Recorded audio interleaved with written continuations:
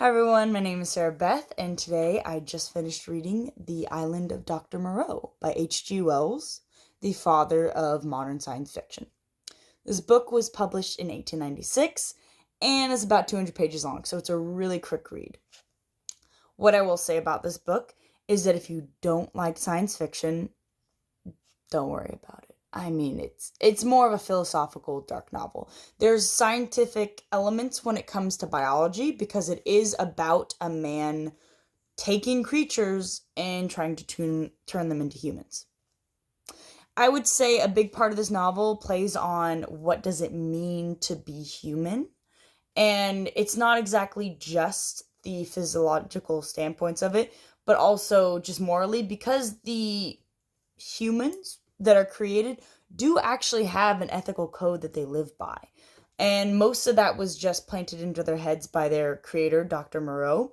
But really, it's more about them striving to be more than they could have if they stayed an animal.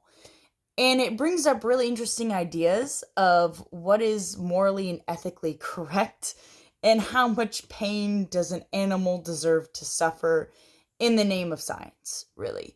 Because Dr. Moreau basically makes a case that the pain that the animals feel doesn't really matter because he's not hurting them, he's improving them.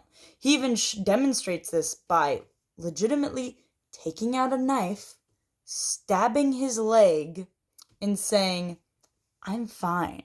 Pain is just there telling me to be careful because I could hurt myself.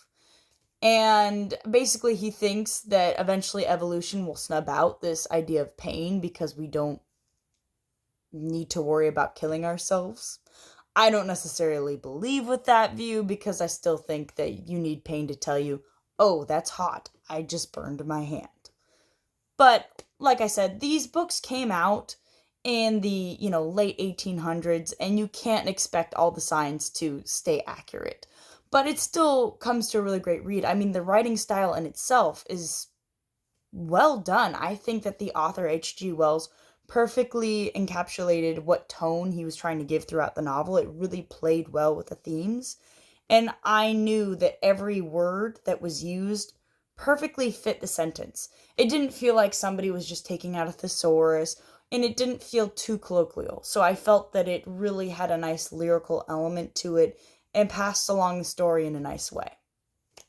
It does sometimes go a bit into the biological standpoint, and there's a lot of descriptions about the creatures that are made and what they look like, but that's mostly so that you can see a difference between what is human and what Dr. Moreau made.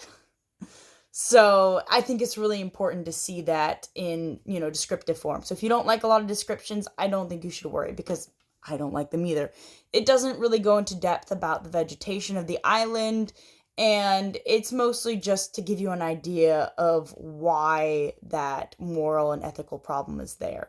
Because you do see a lot of times where the animals are vulnerable. I mean, when they're being changed from one species into a next, you literally are told of the screaming, the screeching. And at first, it's in animal form. And this happens when a puma is taken and started to, all the surgeries to change into a man.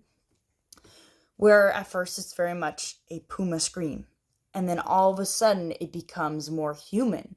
And that's what basically tells the narrator, this is not right. You should not be doing this to animals. But he doesn't know it's an animal. He does believe that it's a human, but we'll get to that later. That's not a big plot twist. I would say there's more in the book to come for sure. But I do think there's something to be said about the discussion that this book brings about because in a way, I don't believe that the animals were ever human, but that is for the reader to decide because they definitely revert back. And that's what's told throughout the novel because they never really make that switch to human. They're able to improve themselves and gain speech and walk upright, but when all is said and done, it's not their original mode. Like, can you really take an animal and make it human? which is an interesting idea to think about, because even with humanity, if you are feral long enough, and this happens to children that are left out in the wilderness growing up, can they really become integrated back into society? So, interesting themes to play along with, I will say, and I think that this was really well done. I would have to say that this is definitely a recommendation for me. I can't honestly think of any other books like this to read other than perhaps the picture portrait of Dorian Gray, because that also plays along a lot of themes of what is ethical and not ethical, and is also a very dark read. I know it's not technically science fiction, but I believe that it also is around the same realm. Well, thank you for watching my review, and I hope you have a good day. Bye.